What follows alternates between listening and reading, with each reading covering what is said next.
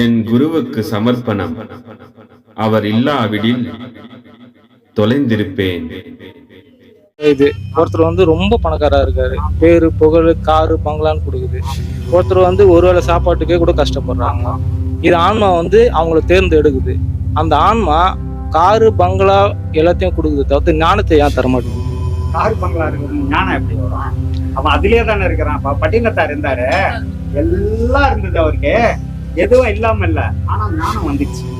ஞானம் வந்தாதான். ஞானம் எதுவும் கொடுக்க முடியாது. ஞானம்ன்றது உனக்கு பிறவியில வரணும், பிறவியின் தொடர்ச்சி. அதனாலதான் ஆன்மாக்கு தெரியாது, ஆன்மாக்கு அதை பத்தி தெரியாது. ரெண்டாவது பட்டினத்தாரு எல்லாம் அவர்கிட்ட இப்போ எப்படி சொல்றதுன்னா எல்லாமே இருக்குதுப்பா. நம்ம எது வேணாலும், பிரியாணி இருக்குது, மீன் குழம்பு இருக்குது, மட்டன் சிக்கன் எல்லாம் இருக்குது. ஆனா அவன் இதெல்லாம் டேஸ்ட்டுக்கு நான் சாப்பிட்றவன் இல்லை, நான் பசிக்கு சாப்பிட்றவன். கொஞ்சம் பழத்துக்கு நோக்கிப்பாங்க, 2 வாய் சாப்பிட்டுட்டு போதும்பான்னு வச்சுட்டு போயிடுவான். வச்சுட்டு போயிடுறான்ல, அவன் ஆன்மீகவாதி. அந்த கட்டுப்பாட்டுக்குள்ள இருக்கிறவன், மனசை இயக்குறவன்.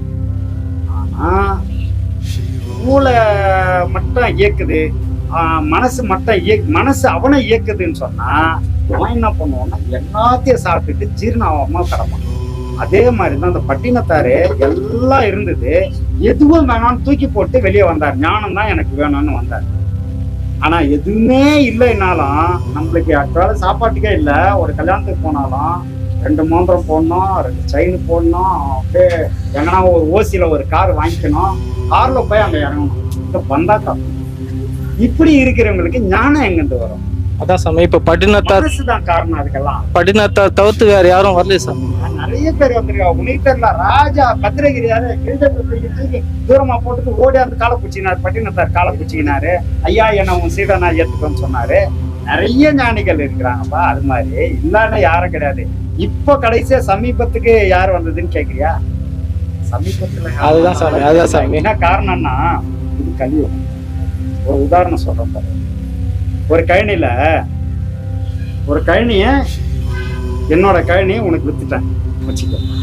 நீ வாங்கிட்டு உழவு ஓட்டுறப்போ கீழே அந்த உழவுல ஏதோ தட்டுப்படுது, டங்குன்னு அடிப்படுது. உடனே தோண்டி பார்க்குற, அங்க ஒரு புதையல். நீ என்ன பண்ற, எடுத்து நீ என்கிட்ட ஐயா நான் கழனி மட்டும்தான் வாங்கினேன், ஆனா அந்த கழனியில புதையல் இருந்தது, நான் இப்பதான் கண்டுபிடிச்சேன், அதை இந்தா பிடிங்க அப்படின்னு கொடுக்குறேன். நான் என்ன சொல்றேன், ஏம்பா உனக்கு நல்லா வித்தாச்சு, அதுல எது இருந்தாலும் உனக்கு தானே சொந்தம், அதே என்கிட்ட தான் தர, நீ எப்படின்னு போப்பாங்க? அது எப்படி நியாயம் இல்லை? அது நான் அப்படிலாம் போக முடியாதுன்றேன். இல்லப்பா வித்துன்னு போப்பா, எனக்கு வேணாப்பா, அதெல்லாம் நான் வித்துட்டதுக்கு அப்புறம் வாங்கினா அது முறையா இருக்காது அப்படின்னு நான் சொல்றேன். நம்ம 2 பேரும் சண்டை போட்டுன்னு இருந்தா 2 பேருக்குமே மனசு தாங்கல. 2 பேரும் நியாயவாதிங்க, மனசு தாங்கல. நான் நிலம் தான் வாங்கினேன், இந்த புதையல் எனக்கு சொந்தம் இல்லைன்றேன். நான் வித்துட்டேன்ப்பா, எனக்கு வேணாப்பான்றேன். நான் இப்படியே 2-3 நாள் நீயும் தெரிஞ்சு என்ன கேட்குற, நானும் வேணான்றேன். அப்போ அடுத்தது என்ன பண்றாரு, அதை பார்த்துட்டு இருக்காரு. அவர் மாதிரி ஒரு ஆளு, ஏன் 2 பேரும் இப்படி சண்டை போட்டுன்னு இருக்கிறீங்க, எனக்கு கொடுங்கன்னு கேட்கல. கேட்டுருந்தா நம்மளே இல்ல முடியாதுன்னு இருப்போம். அவர் அப்படி கேட்கல, எதுக்கு சண்டை போட்டுன்னு இருக்கிறீங்க, அரசன் கிட்ட போலாம் வாங்க, நான் கூட்டுன்னு போறேன், எனக்கு வேண்டப்பட்ட ஒரு ராஜா, நான் நேரா கூட்டுன்னு போறேன். அவர் என்ன சொல்றாரு அதுபடி போங்க அப்படின்ட்டார். சரி, நியாயமா ஒரு விஷயம் சொன்னாரு. சரி ஓகே, 2 பேரும் போயிட்டோம். புதையில எடுத்துன்னு போறோம். வித்தவர் நானு, வாங்கினவர் நீ, எல்லாம் போறோம். அங்க போனவொன்னு அரசன் பார்க்காரு. என்னப்பா இது அதிசயமா இருக்குதாப்பா, யாரோ ஒருத்தர் வாங்கிக்க வேண்டியதுதான், இல்ல ஆளுக்கு பாதி பிரிச்சுக்க வேண்டியதுதான்னாரு அப்படின்னு சொல்றாரு. அதெல்லாம் கிடையாதுங்க, அதெல்லாம் நியாயம் இல்லைங்க அப்படின்னு நீங்களும் சொல்றீங்க, நானும் சொல்லிட்டேன். இவ்வளோ அநியாயத்துக்கு நியாயமா இருக்கிறாங்களா இவங்க? சரி ரைட்டுன்னு என்னடா சொல்றது, பாதி எடுத்துன்னு போங்கனாலும் வேணான்னாங்க. என்னதான் சொல்றது, மன்னன் குழம்பிட்ட உடனே அப்போ கிருஷ்ணர் அங்க உட்காந்துங்கிறாரு. அவர் பாக்குறாரு. அவர் பார்த்துட்டு, ஏன் இதுப்பா 2 பேரும் இதை புதையில இங்க வைங்க, நாளைக்கு வாங்க 2 பேரும் வாங்க, நாளைக்கு உங்களுக்கு தீர்ப்பு பண்ணுவோம் அப்படின்ட்டாரு. சரி சாமி அப்படின்ட்டு 2 பேரும் வீட்டுக்கு வந்தாச்சு. மறுநாள் போறோம். ஃபர்ஸ்ட் நீங்க போறீங்க. நீங்க போன உடனே அடுத்து பின்னாடி நான் வந்துட்டு இருக்கிறேன். நீங்க போயிட்டீங்க. அங்க போன உடனே என்னப்பா ஏதாவது முடிவு பண்ணீங்களான்னு கேக்குறாங்க. ஆமா சாமி, நான் ஒரு முடிவு பண்ணிட்டேன், நானே எடுத்துன்னு போயிரு, நான் வாங்கிட்டேன்ல, நானே எடுத்துன்னு போயிருக்கேன் அப்படின்னு நீங்க சொல்லிட்டீங்க. பின்னாடியே நான் வந்தேன். நீ என்னப்பா நினைச்சிருங்க? நான் நிலம் தான் சாமி அவருக்கு வித்தேன், புதையல் எனக்கு தான் சேரணும், கொடுங்க நான் எடுத்துன்னு போறேன் அப்படின்ட்டேன். ஏண்டா நேற்று வரைக்கும் என்ன சொல்லியிருந்தீங்க, இன்னைக்கு என்ன சொல்றீங்க, ஏன் இப்படி மாற்றி? அப்பதான் கிருஷ்ணர் சொல்றாருப்பா, இது கலியுகம். அது மாதிரி இந்த கலியுகத்துல நீ ஞானி எதிர்பார்க்க முடியாது. எதிர்பார்க்க முடியாது. இதுதான் இருக்கும். வருவாங்க பின்னாடி, இது முடிச்சதுக்கு அப்புறம் அவங்களை எதிர்பார்க்கலாம். இப்ப கலியுகத்துல அது வேணாம். என்ன சாமி? சாமி இப்போ புரிஞ்சிச்சா? சந்தோஷமா. சாமி இப்போ குரு இல்லாத உபதேசம் இல்லை, குரு இல்லாத உபதேசம் இல்லை. இப்ப சிவபெருமானுக்கு குரு யாரு? இல்ல அவரே தான் குருவா? சிவபெருமானுக்கு இல்ல சாமி, அதுக்குதான் நான் முன்னாடியே சொன்னேன் இல்லையா, எதுவுமே தோன்றாத இருக்கிறப்பவே இருந்தவர் அவர், எதுவுமே இல்லாத. அதனாலதான் ஆதின்றாங்க, ஆதி சிவம். அப்போ அவருக்கு தெரியாத விஷயம் இந்த உலகத்துல எதுவுமே, அவருக்கு தெரியாத விஷயம் இந்த உலகத்துல எதுவுமே கிடையாது.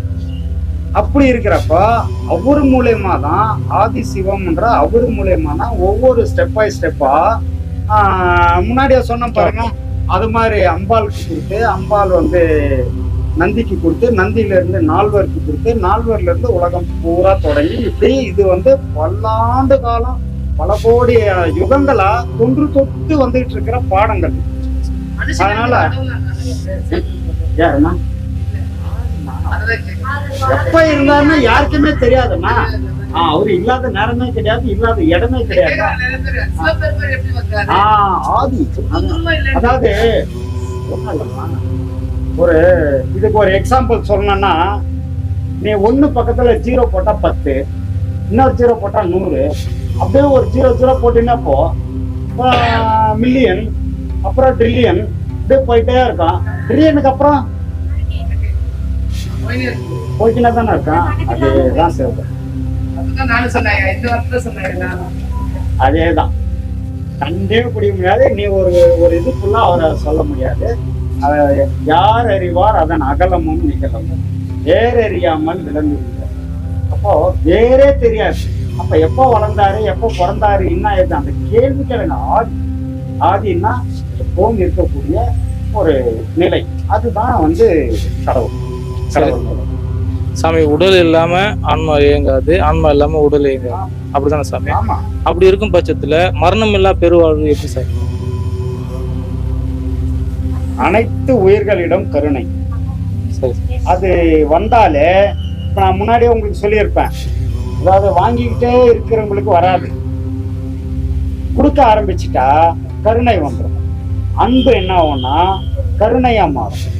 கருணை அருளா மாறும். அருள் யார்கிட்ட கிடைக்கும்? அருள்ன்றது கடவுள்கிட்ட தான் கிடைக்கும். அப்ப அருளா மாறுதுனாலே நீ கடவுள் ஆயிட்டேன்னு அர்த்தம். அப்போ எதுல இருந்து ஆரம்பிக்குது இது அப்படின்னா, கொடுக்கறதுல ஆரம்பிச்சு அன்புல அன்பு அருளா மாறி, கருணையா மாறி, கருணை அருளா மாறி, அருளா மாறும்போது நீயே இறைவன் ஆயிடும். இறைவனே நீதான். அப்படி ஆகும்போது உனக்கு இறப்பு ஏது? இறைவனா நீங்க மாறிட்டதுக்கு அப்புறம் இறப்பு கிடையாது. கடவுள் இறக்க மாட்டாரு.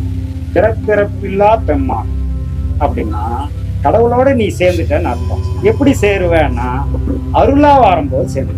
அருள்ன்றது கடவுள்கிட்ட மட்டும்தான் கிடைக்கும். அப்போ இதுல ஆரம்பிக்கிறது எதுன்னா அன்பு. அன்புல இருந்து அருள் கிடைக்கும். அப்போ அருள் வரும்போதே நீ இறைவனா மாறி. இப்போ பிறப்பிறப்பு இல்லை. அதுக்கப்புறம் உனக்கு ஆன்மா பிரிய போகுது. ஆன்மா இன்னைக்கு ஏன்னா பிறவி இருந்தாதான் ஆன்மா போய் உடல் எடுக்கணும். பிறவியே கிடையாது. ஆன்மா இங்கே இறைவனோட ஐக்கியமா. அதுக்கெல்லாம் நிறைய நீங்க நேரடியாவே இப்போ சமீபத்துல நம்ம பார்த்தது வள்ளலார இல்லையா? சமீபத்துல பார்த்தா இறைவனோட ஐக்கியமாயிட்டாரு. கொஞ்சம் முன்னாடி ஒரு யுகத்துக்கு ஒரு யுகம்ல 17ஆம் நூற்றாண்டுல இங்க திருவெற்றியூர்ல பட்டினத்தாரு. அதுக்கப்புறம் இது மாதிரி நிறைய மகான்களை நம்ம சொல்லிட்டே இருக்கலாம். ஒண்ணு இப்போ ரீசெண்டா பாத்தீங்கன்னா இந்த கனகம்பட்டியா கேள்விப்பட்டிருக்கீங்களா? கனகம்பட்டி சித்தன் இப்ப ரீசெண்டா சமாதி நிலை. அவரு என் குருவுக்கு சமர்ப்பணம். அவர் இல்லாவிடில் தொலைந்திருப்பேன்.